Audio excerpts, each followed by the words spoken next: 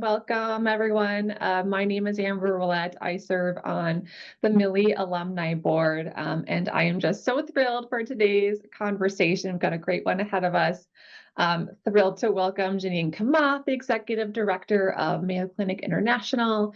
Janine has a remarkable career leading transformative initiatives in healthcare operations, digital strategy, and international business growth at Mayo Clinic. With her background in healthcare leadership, a passion for mentoring diverse talent, and a history of driving innovations, Janine's story promises to be both inspiring and thought-provoking. So I cannot wait to jump into it. So welcome, Janine. So thrilled to have you Thank today. you. Thank you for having me, Amber. I truly appreciate it. And it would be lovely to just have a great dialogue and discussion with everyone. You learn from every one of these. Oh, absolutely. And those that are able to attend live, feel free to throw questions as we're talking into the chat, and we'll try to catch as many as we can after the conversation. This will also be recorded and shared at a later date as well. So let's jump into it. Starting at the beginning, Janine, what were some of the initial challenges you faced with introducing a new EHR system, especially when surgeons were already comfortable with the old one? So thank you, Amber. Just to set the stage a little bit.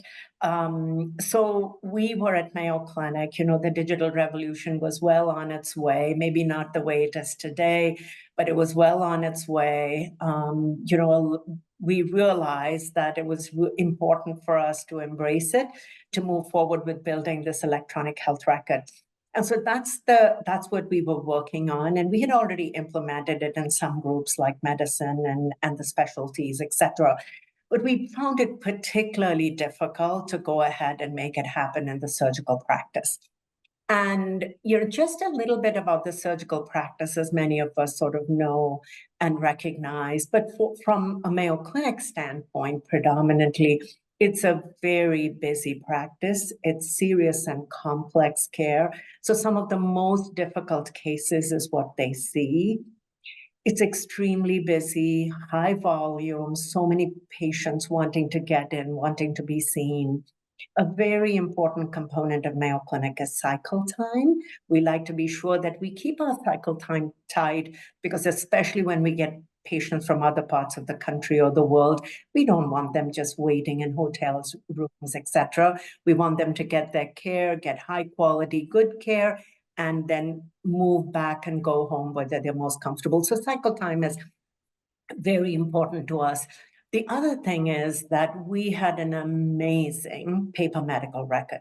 It was all integrated. It reached where it needed to reach on time, over 99% of the time, and was extremely well loved, let's just say. So from a challenge perspective to your question, Amber, we had to deal with a very complex practice. We had to be patient and staff-centered. We had to ensure the information was there, well, sort of put together at the right time. And we just had to be sure that we were not coming in the way, truly, of the great work that the surgical practice was doing. Bottom line was to care for our patients. So that to us, it may seem, it was a challenge. It was a huge challenge to try to make that happen with some of the electronic tools, et cetera, that we had. And the fact that some of that, that was also growing and maturing, et cetera. But we had to make that shift, because we are an integrated practice and a patient could be seen anywhere at the clinic or hospital. So that was sort of the quick background. Yeah, those are great points that adds both to the value and the complexity. The fact that Mayo is known for being so patient-centered and so integrated, but also having incredibly complex cases. So, we're not talking a lot of times simple care. We're talking pretty complex. So it just adds to the complexity of any change that you're implementing. And add to that, the status quo was not necessarily viewed as broken. Often we think of innovation coming to fix a problem. Well, if you don't have a burning need that's visible across the organization, it certainly adds to the complexity. So let's touch on that next. How did you go about building leadership support and aligning with the goals of the new EHR system? What role did leadership play throughout that process? So a few things that I will say from our learning, Amber, and I'd love to hear from others if we have some discussion time as well. I think one of the things we tried to think through was, what is the anchor that we want to use here? Often we as students of management and business and everything, we truly anchor it, yes, on the strategic priorities of the organization, on, revenue, on all sorts of stuff like that, which is all important. But we decided to really anchor it on core values of Mayo Clinic. And so the anchor there very quickly was, you can ask anyone, what is the main sort of thing that you anchor on? And it's the needs of the patient. So we brought it back to that, and we added to that the needs of the staff. Because if the staff are not taken care of, we believe that there's no way they're going to provide the kind of care and support we need to the patients, right? So we anchored it really in the needs of the patients and the staff. The other thing that we did was, often what happens is you gravitate towards leadership, and that's okay. Whether that's institutional leadership or surgical leadership or whatever, we said, you know what we're going to do? Everybody's a leader in their own right. Everybody has a significant role to play in the story. We're going to talk to subsets or samples of people across all levels in the organization. And we felt that was not really delaying in terms of getting this done, but it was an investment of our time and effort. And I cannot even tell you how value add that was. I am so glad we did that, even though at that time it seemed like really a tremendous effort. The other thing is, we genuinely demonstrated that we cared. We wanted people to know we were not doing this because we were asked to do it. We wanted to do this because we want to make it, maybe not today, but definitely tomorrow, better for our patients and for you. And there's going to be a little bit of time that we take to that. The other thing I will just say, we kept organizational leadership informed all the time. And we were able to play that role where we could champion the needs of the surgical practice through organizational leadership and vice versa, in a way that hopefully, made a difference to both sides. I think we really tried to play that in between role. And then the other thing I'll just say, two more quick things, Amber, is at the end of the day, healthcare is most businesses are, but healthcare is a human-centered business. And we wanted to be sure that whatever we did, we brought humanity to this entire, story and to this entire journey. And the other thing I'll just say is that I think it's really important to flex where it matters. And sometimes what we do is we go in with a certain kind of thinking, and we have a job to be done, and we go in there and we try to get our job done.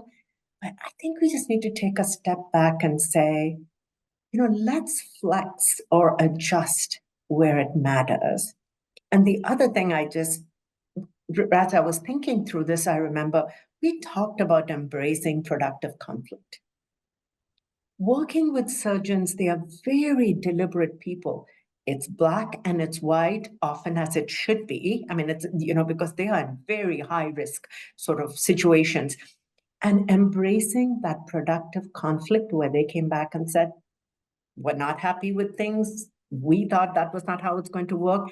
And we together worked on solutions. To me, the togetherness and collaboration is really important. And at this time of everything being agile, and I'm a proponent of agile, we just need to take a step back and say, what is truly adding value in a human way? So to me, that's something that I just wanted to share. And I would love to hear whether other people think that makes sense or not. Oh, I love that concept of maintaining flexibility, even this idea of like a flexible mind, a curious, open mind. Yeah, I've worked on a lot of launches throughout my career, and you're right. You're kind of going like, this is how it's going to be, and we're going to do this, this, and this, and this.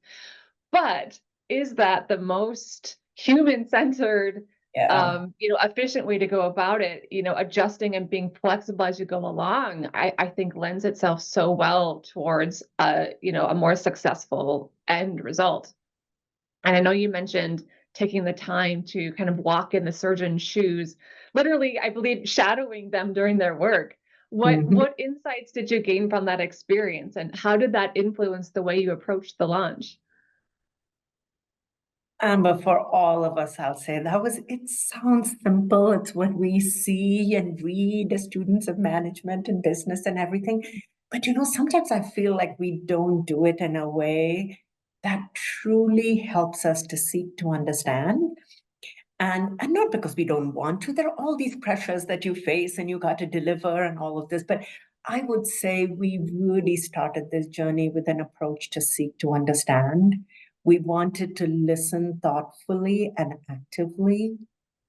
And we wanted to really walk in the world. We were not surgeons, but walk in the world of the surgeons and the surgical practice and everything. So we literally said this is an investment, and we broke it up among our team members, and we shadowed the surgical practices in different spheres, in the OR, in the outpatient setting, when they were doing their work late evenings, when they came in at 5 a.m. in the morning. We did all of this stuff when they went into the emergency room, and we just really walked, listened, appreciated, and just were in awe of the work that they did. So we just did a lot of that work.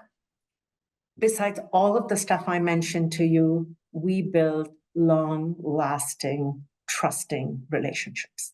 They trusted us. And to me, that was the most important thing as the leader of the team. So, key things that we learned of the surgical practice: the patients waited for the surgeon to come. So we wanted to optimize the surgeon's time, or the surgeon's team's time, really with the patient. And all of the EHR stuff that needed to be done, orders, documentation, medications, you name it, prep work, could that be done in a way that was, not impinging as much on the surgeons and their surgical practice? That was one big lesson learned. The second thing was, how they interacted with patients, and how that time that they spent with patients really gave patients a sense of confidence. They knew the information. And to be honest, to me, watching that, I felt like the healing journey had already started, because patients had just went into all of this with much less anxiety. They knew their surgeon, they trusted them, they felt like they could put their life in their hands. Literally, you're putting your life in their hands. So that was the other thing. Third is the roles. Were there opportunities to optimize, change, relook at some of the roles that other people could be doing? Also, Amber, one thing we learned and we all think about, but sometimes sort of don't put as much focus, what could we just drop? I mean, what were they doing that as we move from paper to electronic, we could just drop and not do anymore? And what would be the implications of some of that? And the other thing I would say is just really understanding the surgical practice, not just like as our colleagues, but as human beings. What is it that they go through day in and day out when they have people's lives in their hands? We understood the stress. We understood how invested they were. And we understood what were the ethical, legal, regulatory issues that they needed to face while still delivering on a complex, serious, high volume practice. It was eye-opening, honestly. I love the bridge you're illustrating between what we know academically about leadership and change management, and then the humanity on the other side. I know there's a commonly used product development acronym: nothing interesting ever happens in the office. So essentially, do what you're doing, go out there, whoever the Yeah, stakeholder is, and be part of their world. See it. yeah, Don't just read about it. Don't just study it, but experience it alongside them to the best of your ability. And I think you're illustrating so clearly the enormous benefits of that in the relationships and the true insights, that true connections that really facilitate that knowledge transfer that needs yeah. to happen in these cases. Oh, absolutely. And but just to add to what you mentioned, if I can't remember if I articulated that, the other tremendous learning for us was the whole patient side. Patients, their families, what were they expecting out of this? How were they feeling? Were the communications, was the patient experience, was the family experience good? Could this new EHR help with making that even better than where it was? Or what would be a little scary is that it would maybe detract from really providing the kind of patient-centered experience that Mayo Clinic wants to provide. So I just felt very privileged that we got to talk to patients and their families and really sort of, work through their journey. It was sort of the toughest time in their life. And then be able to be there and hear what they were going through and experiencing at the same time. So I think overall, I want to echo what you just said. I know COVID has put a crimp in some of that a little bit, but it's hopefully behind us. I would strongly suggest wherever you can and the opportunity comes up, it doesn't have to be based on a project, even otherwise, go out there. I've since moved to Mayo Clinic International, but even in my new role, understanding how Mayo delivers its clinical practice and research and education is so important. I have on my calendar every 3 months, I shadow in one clinical practice. I don't have a project or anything. If I have projects, I do it, but I don't. But I'm like, you know what? I haven't been to dermatology in a long time. So I call and I ask if they would be willing for me to come and spend half a day and, go from there. Oh, that's fantastic. Yeah, and I think consciously building that in, not just when there's an ad hoc need, but Yeah. as part of your regular cadence, because yeah, all of a sudden a year can slip by and it's not been a core focus. So adding that cadence and building that into your process, I think is incredibly, incredibly impactful. And I know we've touched a lot about kind of how you began to bridge your anticipated outcomes with the day-to-day understanding. And change, obviously, is typically pretty difficult, especially in a large organization and in a high-stakes environment like the one that we're discussing here. So how did you identify and engage both supporters and resistors among the stakeholders? So what we did, Amber, was we created some structures. As you can imagine, team structures. Where we brought in multidisciplinary groups, because the surgical practice does not just run on one or two roles. When you look at the whole journey, there's hundreds of people who are involved. So, made sure that we brought in a multidisciplinary group representing the different teams was one. Clearly regularly brought in the surgical leadership practice. The Mayo Clinic sort of leadership was deferred to the surgical practice. And so that was good because we kept them informed, but we were able to work with the leaders of the surgical practice. And then the other thing that we did too was that we, definitely used those who were champions to help us with really early adopters taking those first few steps of how you could make change. But one of the things that we did differently is that we very actively involved some of the people who had concerns. And we really framed it up in a way that they were the people who really had skin in the game. They cared. They wanted to make a difference. They really wanted to do it, but they wanted us to understand it. So, sometimes the feeling is that this person is difficult, they're detractors, and that happens. But how can there's a student who's actually from the University of Minnesota, and I have to share this story with you guys. Her father works at the Mayo Clinic, and we were chatting one day, and he said to me, Janine, my daughter teaches me all the time, but today it was a particularly memorable thing that she taught me, and I want to share it with you. So I said, okay.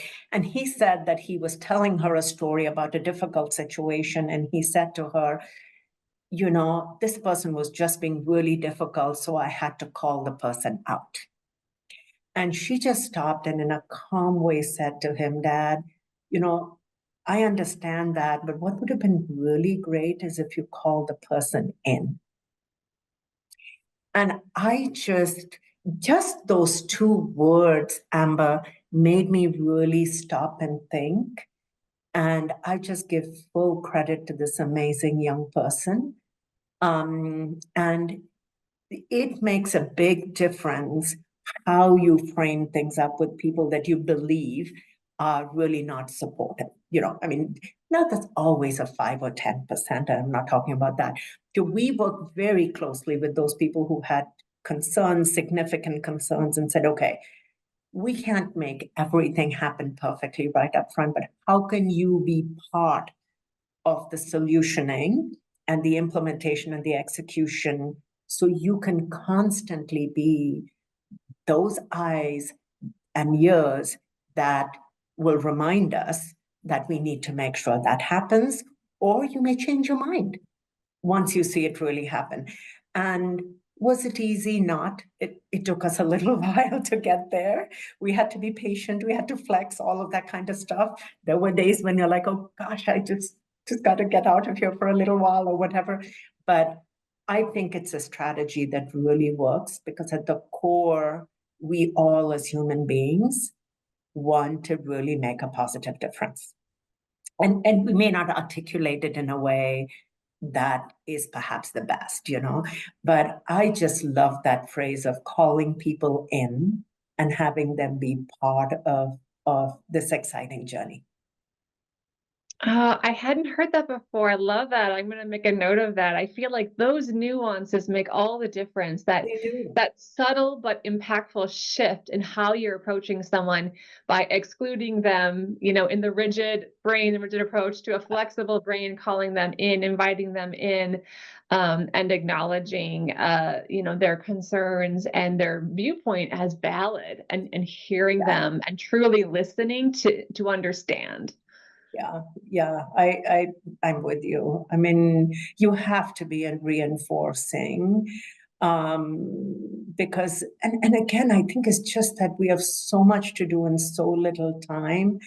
I just really appreciate these little nuances and stories that people share, that we all share with each other, because it really makes you stop and think. Absolutely.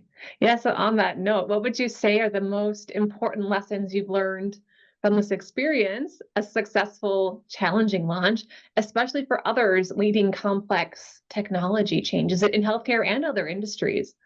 Yeah, no, I totally understand, Amber. I think we've talked about some of them already, and I'll just speak about because there might be some questions, and I know time is. Some of the key things I'll just reinforce again is, think about culture fit. And I don't mean culture in terms of another country or all of that is important, but culture in a surgical practice. It's a different culture. So really look at what is that culture fit. Seek to understand. We've talked about that a fair bit. I think flex where it matters is just something we need to be thinking about. Learn tangentially. We would try to learn not just from healthcare. What have people done in other parts of the world and other industries where they really struggled to make something happen? What were some best practices? What were some aha moments? So really that cross-fertilization, that diverse sense of understanding, solutioning experience, I think is just really important. Cannot overemphasize the importance of, active listening. That's really, really important. Two or three things I'll quickly add here, Amber, is these journeys are tough. You got to find a way to keep refreshing, strengthening yourself, taking a little time with your colleagues, etc., rejuvenating and coming back. It is stressful. So I think we got to take care of ourselves while we're doing all of this. You know what? Have fun. It seems cliche, but you got to have fun, celebrate small wins. I'll tell you a quick small story. One of the surgeons said to me, and it's I only say this because of what he said to me. He said, Janine, Hey, it's so good to see you. I love that you walk in smiling. I'm like, okay, thank you for that. I mean, I didn't pay that much attention to it, but I was happy to see him. And so, I'm like, oh, how are you doing? And he's like, it's so nice to come. And then it suddenly struck me, their world is so intense, so intense. And what can you do to give that little bit of joy and break and everything to what they are doing? And and I'm just going to end here, Amber, by saying it's what I've already said. At the end of the day, it's a humanistic business. And I'm working very hard every day. I tell you, as we move into this whole world of AI and everything, all important, love it. We all have to come together to bring humanity into all of this exciting progress that we have. So I would just say, don't lose that. It has never let me down, so far at least. Yes. Oh, there's such great points that are so relevant, even on the cultural element. I was even thinking about internally, myself, I'm in marketing. We have a different vibe than, Yes. sales Yeah. does or engineering or actuary. So it's like, and so how I present to each of those groups, I try to think through that lens of like, how does this content fit this particular culture? What information is relevant? So I think that's all just so key in keeping that focus on the human and that curiosity. So we got one question. What is the best way that you like to celebrate the little wins? I love that question because I think that's one of the things that helps keep us going, right, through the hard times. Yeah, yeah. Few things that we did was one was, we again understood their culture and what might be points at which it would make a difference to them. You don't want to bring something around lunchtime there, a surgery ran over and it's there. So the celebrate means, hey, food is always a good thing, right? So that would be one. The second thing is we encourage people to just send little, above and beyond notes to each other, just so that everybody would, celebrate, like whoever went really above and beyond to do things. Updates where we are, there's nothing, progress and success is a very, very good way. And you don't have to wait to the end. You can even celebrate small little things that happen, because these are individuals who are tucked away in operating rooms, etc. You don't get much time with them. So you have to look for other ways in which they would appreciate knowing what's going on. And some we asked them. We just said, what do you think makes a difference and what would be great in your setting? Was what we asked them. The other quick thing I'll just mention to the question, and I'm looking at the time, is we also were listening intently for what was sort of important to them. So one of the members of a surgical team said, he was just chatting and he said, my gosh, do you know about this book? It's just a fantastic book. I'm just really wanting to read the book. I haven't had a chance to go out and get it. And one of us went out and got the book and gave it to him the next day. And he just wouldn't stop talking about this thing. There was another surgeon, a female surgeon, who was talking a lot about her daughter and what her daughter really wanted to do. And some of us researched a little bit about that particular field, and we handed it over to her and said, we don't know if this would be valuable or not, but maybe you want to share it with your daughter. And so, not being intrusive, but those little things where we framed it up in a way that we know how busy you are, we know you're going through so much, we're all on the same team, we care. Oh, that's fantastic. I think that just makes the world of difference. Got time for one last question here.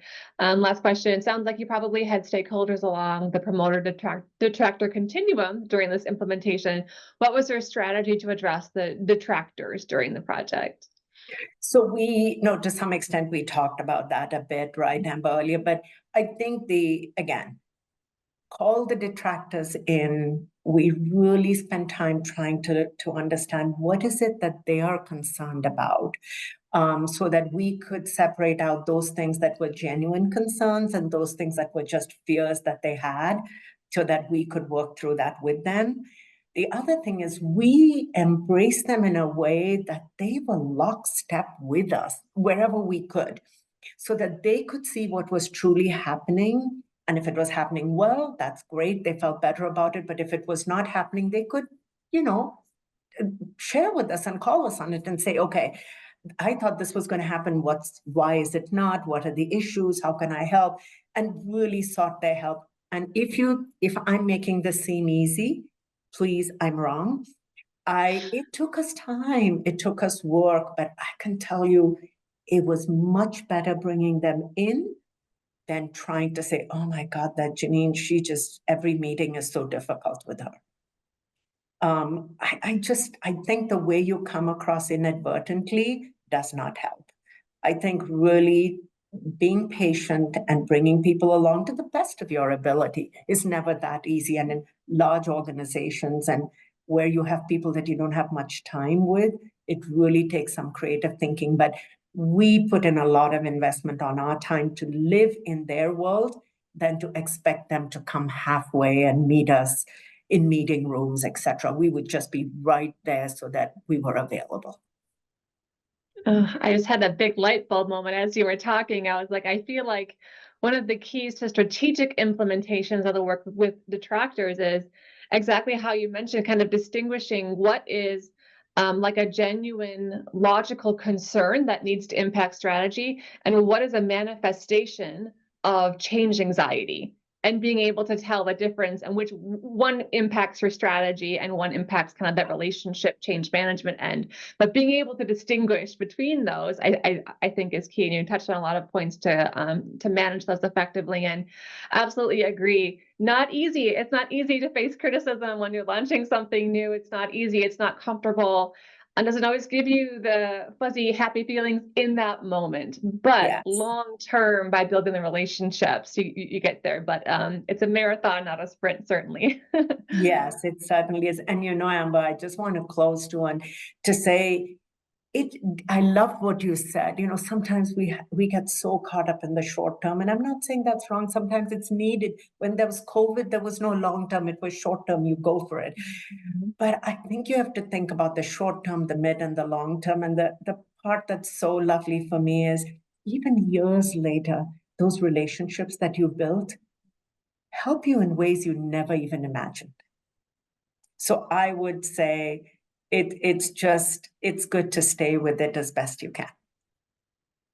Awesome. Well, thank you so much for your time today. I could talk for hours. This has been so fascinating. Congratulations on your incredible success with this launch. And thank you so much for sharing your insights. I know I had lots of takeaways. Thanks to everyone who hopped on. Again, we'll have a recording of this so you can watch and rewatch when you're in the trenches of those launches and get motivated to keep going. So again, thank you so much, Janine. So appreciate your time today. It was wonderful chatting with you. Thank you, Amber, and thank you for the opportunity, and really appreciate, we didn't have that much time to discuss, but who knows, all our paths may cross in ways we never imagined. So take care. Thank you, and a wonderful afternoon, rest of the week. Hey, and happy holidays. Yes, hope everyone has a wonderful holiday season. Stay warm if you're in Minnesota. Yeah, there we go. Yeah, bye-bye. Thanks, everyone.